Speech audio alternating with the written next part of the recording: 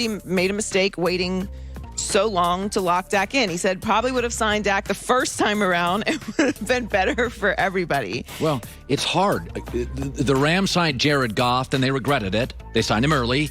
And the Eagles signed Wentz early, and they ended up regretting it. Kansas City signs Mahomes, and they're happy they did it. This is not always as easy as it sounds. Like, yes, you get a better deal as a team signing early, but you could do a Rams thing where, like, a year into it, you're like, oh, God. But I don't know. I think it's a risk, but they got out of it.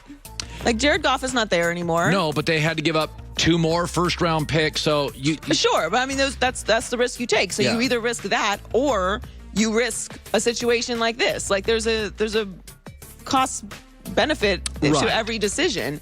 I think in this situation, not unlike Carson Wentz, but maybe you could argue with the Goff contract. But I think with Dak, it was very obvious they weren't going to move off of him. Like, Dak was going to be there. He felt like the future of Dallas. Well, so what was it exactly that you were waiting for? The one thing where I think Dallas made a big mistake is that the Zeke deal, Zeke had 2 years left, and they signed the running back early, which I would never do, 2 years early, and didn't sign Dak early. So, to me, if you'd assigned Dak and not Zeke and made Dak, whose personality is more about, it's more of a guy, I can literally... And he's the quarterback. Right. So, to me, the bigger mistake was signing Zeke 2 years early. He's never been the same player. And the messaging was, Zeke's the star of the franchise. Yeah. He does it. First of all, running backs can't be. Secondly, I don't think Zeke's personality is star of the franchise. I think Dak's personality is perfect for star of the franchise. He's a grown-up, the intangibles. He's a leader. I mean, that's what even Dan Mullen says at Florida or at Mississippi State. I didn't love him as a thrower.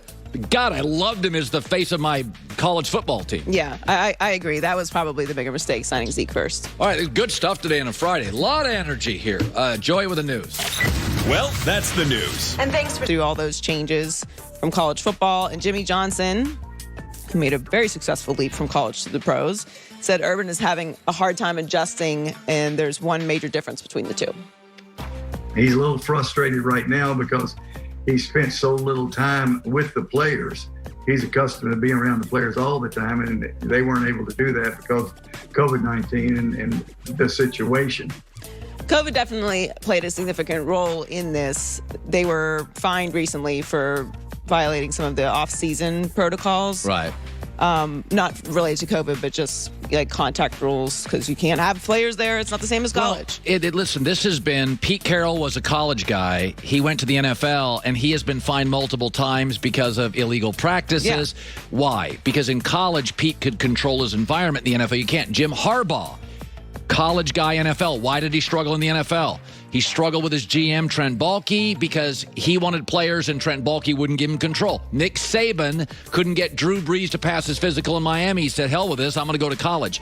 When you look at college guys who have had great success, it's the control thing. Yeah.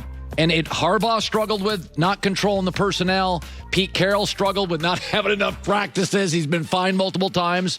Nick Saban struggled with the medical staff not giving him what he want, the okay for Drew Brees. So this is a very real thing.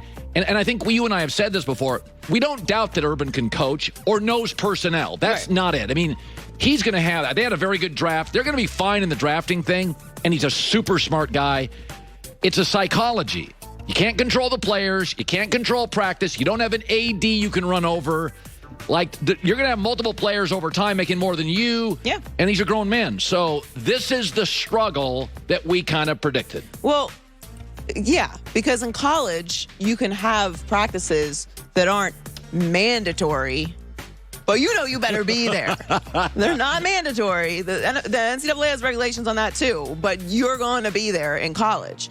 If it's non-mandatory practices or camps in the pros, you don't have to go and you're not going. And these are professionals. So they can argue like, Coach, I ain't going to be there, but I'm going to be working out all week. I'm just not, I'm on vacation with my family. It's off season. I'm chilling here with my kids. I'm going to work out here.